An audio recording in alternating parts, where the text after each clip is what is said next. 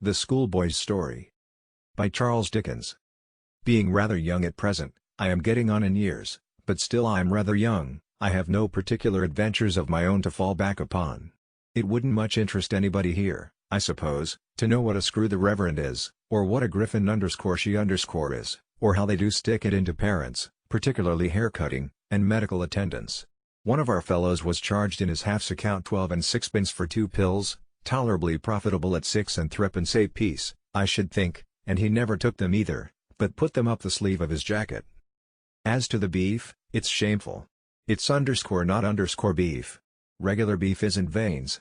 You can chew regular beef.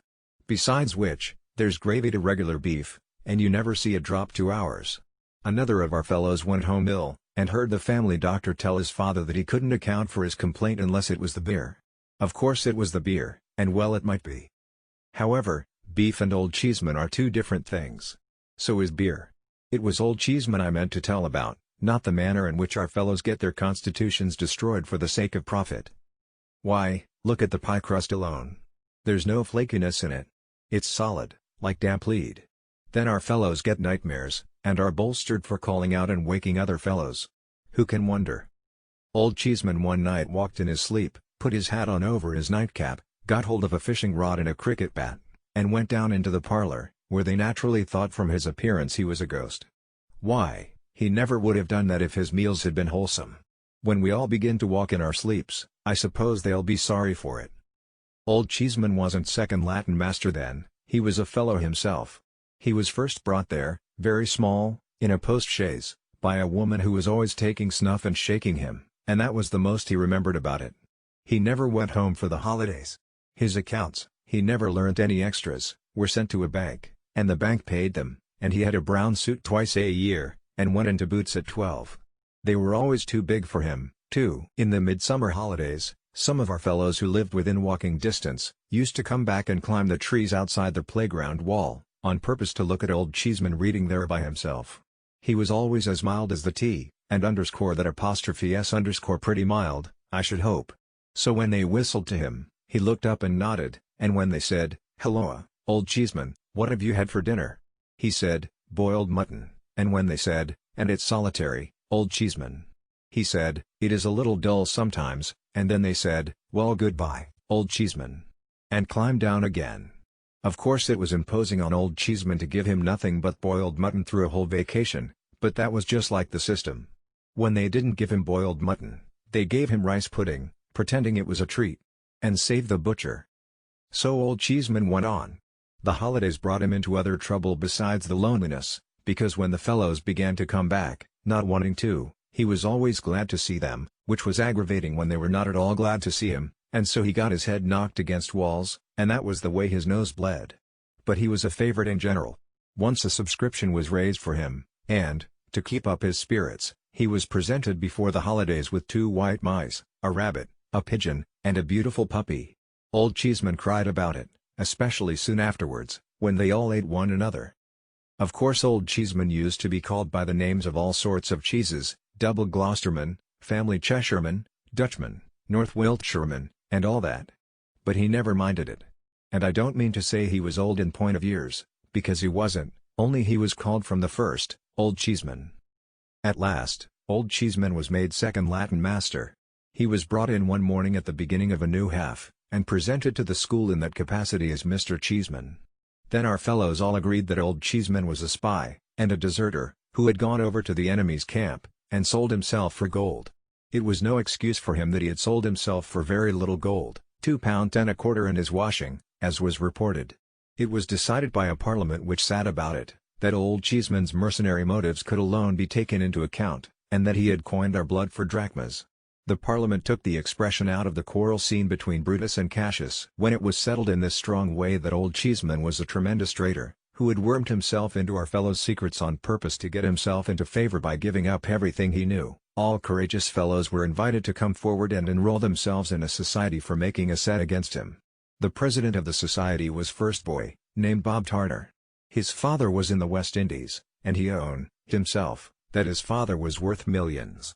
He had great power among our fellows, and he wrote a parody, beginning, "Who made believe to be so meek that we could hardly hear him speak, yet turned out an informing sneak. Old Cheeseman.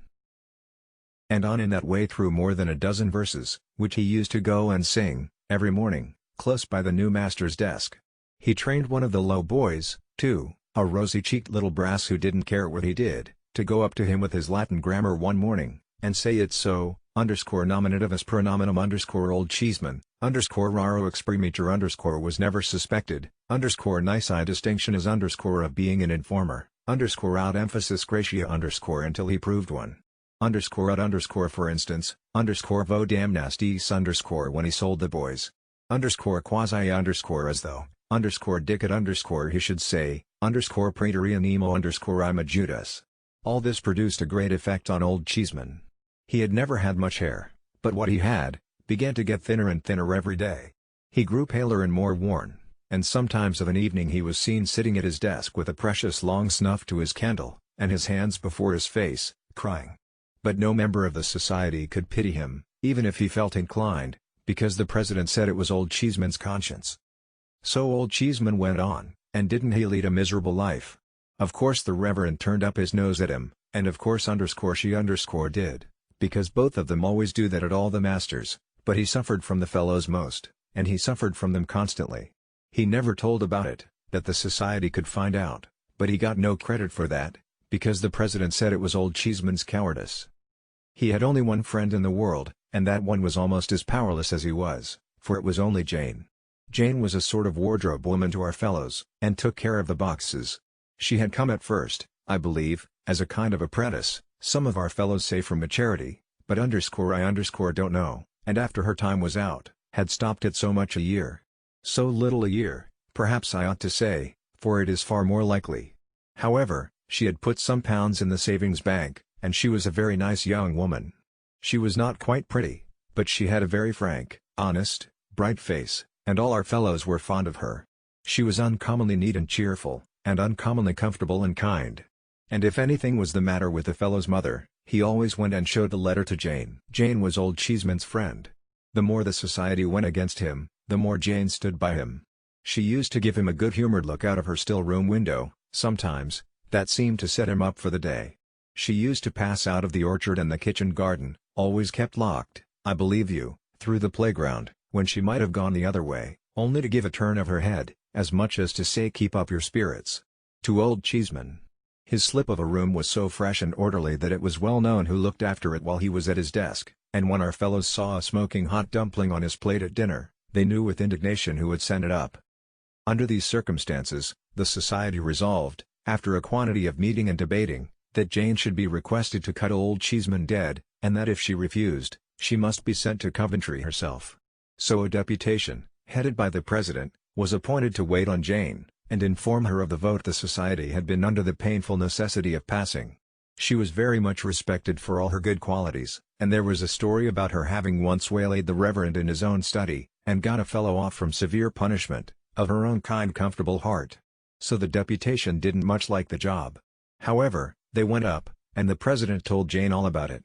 Upon which Jane turned very red, burst into tears, informed the president and the deputation, in a way not at all like her usual way, that they were a parcel of malicious young savages, and turned the whole respected body out of the room. Consequently it was entered in the society's book, kept in astronomical cipher for fear of detection, that all communication with Jane was interdicted, and the president addressed the members on this convincing instance of old Cheeseman's undermining. But Jane was as true to old Cheeseman as old Cheeseman was false to our fellows, in their opinion, at all events, and steadily continued to be his only friend. It was a great exasperation to the society, because Jane was as much a loss to them as she was a gain to him, and being more inveterate against him than ever, they treated him worse than ever. At last, one morning, his desk stood empty, his room was peeped into, and found to be vacant, and a whisper went about among the pale faces of our fellows that old Cheeseman, unable to bear it any longer, had got up early and drowned himself. The mysterious looks of the other masters after breakfast, and the evident fact that old Cheeseman was not expected, confirmed the society in this opinion. Some began to discuss whether the president was liable to hanging or only transportation for life, and the president's face showed a great anxiety to know which. However, he said that a jury of his country should find him game, and that in his address he should put it to them to lay their hands upon their hearts and say whether they as Britons approved of informers, and how they thought they would like it themselves. Some of the society considered that he had better run away until he found a forest where he might change clothes with a woodcutter, and stain his face with blackberries, but the majority believed that if he stood his ground, his father, belonging as he did to the West Indies, and being worth millions, could buy him off. All our fellows' hearts beat fast when the Reverend came in, and made a sort of a Roman, or a field marshal, of himself with the ruler, as he always did before delivering an address. But their fears were nothing to their astonishment when he came out with a story that Old Cheeseman, so long our respected friend and fellow pilgrim in the pleasant plains of knowledge, he called him, oh yes, I dare say, much of that, was the orphan child of a disinherited young lady who had married against her father's wish, and whose young husband had died, and who had died of sorrow herself, and whose unfortunate baby, Old Cheeseman, had been brought up at the cost of a grandfather who would never consent to see it, baby, boy, or man, which grandfather was now dead, and serve him right, that's my putting in, and which grandfather's large property, there being no will, was now, and all of a sudden and forever, Old Cheeseman's. Our so long respected friend and fellow pilgrim in the pleasant plains of knowledge, the Reverend wound up a lot of bothering quotations by saying, would come among us once more the day fortnight, when he desired to take leave of us himself, in a more particular manner. With these words, he stared severely round at our fellows, and went solemnly out. There was precious consternation among the members of the society now. Lots of them wanted to resign, and lots more began to try to make out that they had never belonged to it. However, the president stuck up, and said that they must stand or fall together, and that if a breach was made it should be over his body, which was meant to encourage the society, but it didn't. The president further said, he would consider the position in which they stood, and would give them his best opinion and advice in a few days. This was eagerly looked for, as he knew a good deal of the world on account of his father's being in the West Indies. After days and days of hard thinking, and drawing armies all over his slate, the president called our fellows together, and made the matter clear. He said it was plain that when Old Cheeseman came on the appointed day, his first revenge would be to impeach the society, and have it flogged all round. After witnessing with joy the torture of his enemies, and gloating over the cries which agony would extort from them, the probability was that he would invite the Reverend, on pretence of conversation, into a private room, say the parlor into which parents were shown, where the 2 great globes were which were never used, and would there reproach him with the various frauds and oppressions he had endured at his hands. At the close of his observations he would make a signal to a prize-fighter concealed in the passage, who would then appear and pitch into the Reverend, till he was left insensible. Old Cheeseman would then make Jane a present of from £5 to £10, and would leave the establishment in fiendish triumph. The president explained that against the parlor part, or the Jane part, of these arrangements he had nothing to say, but, on the part of the society, he counseled deadly resistance. With this view he recommended that all available desks should be filled with stones, and that the first word of the complaint should be the signal to every fellow to let fly at Old Cheeseman. The bold advice put the society in better spirits, and was unanimously taken. A post about Old Cheeseman's size was put up in the playground, and all our fellows practiced at it till it was dinted all over. When the day came, and places were called, every fellow sat down in a tremble. There had been much discussing and disputing as to how Old Cheeseman would come, but it was the general opinion that he would appear in a sort of triumphal car drawn by 4 horses, with 2 livery servants in front, and the prize-fighter in disguise up behind. So, all our fellows sat listening for the sound of wheels. But no wheels were heard, for Old Cheeseman walked after all, and came into the school without any preparation. Pretty much as he used to be, only dressed in black. "Gentlemen," said the Reverend, presenting him, "our so long respected friend and fellow pilgrim in the pleasant plains of knowledge, is desirous to offer a word or two. Attention, gentlemen, one and all." Every fellow stole his hand into his desk and looked at the president. The president was all ready, and taking aim at Old Cheeseman with his eyes. What did Old Cheeseman then, but walk up to his old desk, look round him with a queer smile as if there was a tear in his eye, and begin in a quavering, mild voice, "My dear companions and old friends." Every fellow's hand came out of his desk, and the president suddenly began to cry. "My dear companions and old friends," said Old Cheeseman, "you have heard of my good fortune. I have passed so many years under this roof, my entire life so far, I may say, that I hope you have been glad to hear of it for my sake. I could never enjoy it without exchanging congratulations with you. If we have ever misunderstood one another at all, pray, my dear boys, let us forgive and forget. I have a great tenderness for you, and I am sure you return it. I want in the fullness of a grateful heart to shake hands with you every one. I have come back to do it, if you please, my dear boys. Since the president had begun to cry, several other fellows had broken out here and there, but now, when Old Cheeseman began with him as first boy, laid his left hand affectionately on his shoulder and gave him his right, and when the president said, "Indeed, I don't deserve it, sir, upon my honor I don't," there was sobbing and crying all over the school. Every other fellow said he didn't deserve it, much in the same way, but Old Cheeseman, not minding that a bit, went cheerfully round to every boy, and wound up with every master, finishing off the reverend last. Then a snivelling little chap in a corner, who was always under some punishment or other, set up a shrill cry of success to Old Cheeseman. "Hooray!" The reverend glared upon him, and said, Mr. Cheeseman, sir. But, Old Cheeseman protesting that he liked his old name a great deal better than his new one, all our fellows took up the cry, and, for I don't know how many minutes, there was such a thundering of feet and hands, and such a roaring of Old Cheeseman, as never was heard. After that, there was a spread in the dining room of the most magnificent kind. Fowls, tongues, preserves, fruits, confectionaries, jellies, neguses, barley sugar temples, trifles, crackers, eat all you can and pocket what you like, all at Old Cheeseman's expense. After that, speeches, whole holiday, double and treble sets of all manners of things for all manners of games, donkeys, pony chaises and drive yourself, dinner for all the masters at the 7 Bells, £20 a head our fellows estimated it at, an annual holiday and feast fixed for that day every year, and another on Old Cheeseman's birthday, Reverend bound down before the fellows to allow it, so that he could never back out, all at Old Cheeseman's expense. And didn't our fellows go down in a body and cheer outside the 7 Bells? Oh no! But there's something else besides. Don't look at the next storyteller, for there's more yet. Next day, it was resolved that the society should make it up with Jane, and then be dissolved. What do you think of Jane being gone, though? What? Gone forever? Said our fellows, with long faces. Yes, to be sure, was all the answer they could get. None of the people about the house would say anything more.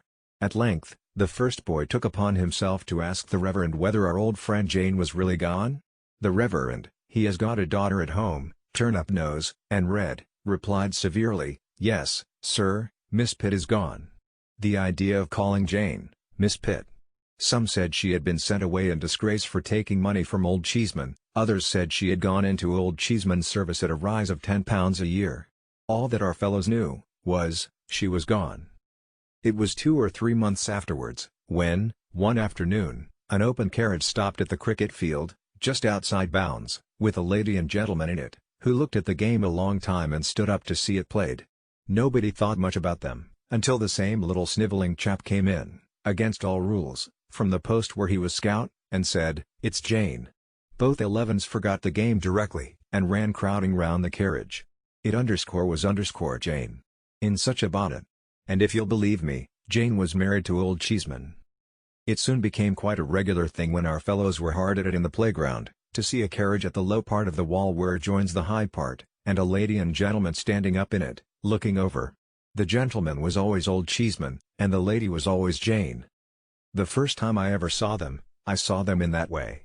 There had been a good many changes among our fellows then, and it had turned out that Bob Tarter's father wasn't worth millions. He wasn't worth anything. Bob had gone for a soldier, and Old Cheeseman had purchased his discharge. But that's not the carriage. The carriage stopped, and all our fellows stopped as soon as it was seen. "So you have never sent me to Coventry after all?" said the lady, laughing, as our fellows swarmed up the wall to shake hands with her. "Are you never going to do it?" "Never. Never. Never." On all sides.